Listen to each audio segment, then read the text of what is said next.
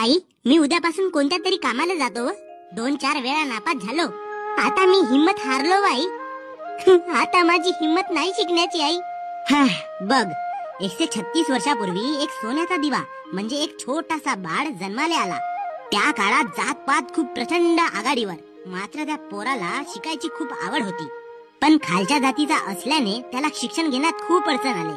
पण त्याने तुझ्यासारखी हार मानली नाही, तर तो सतत सत्याच्या दिशेने समोर जात राहिला. त्याने मला जे कष्ट झाले ते माझ्या समाजातील लोकांना व्हावं नाही म्हणून अख्खं आयुष्य लावून समाजाला समोर नेण्याचे काम त्या सोनेरी दिव्याने केले. पूर्वी खालच्या जातीतल्या लोकांना प्राण्यांसारखा वागवला जात होता. रस्त्यांना चालताना त्यांना मागे झाडू बांधून रस्ते साफ करत त्यांना चालावं लागत होता. पिण्यासाठी पाणी सुद्धा त्यांना मिळत नव्हता. एवढाच नाही तर कोणत्याही जातीतील स्त्रियांना पुरुषांसारखा समान हक्क आणि मान सन्मान सुद्धा नव्हता.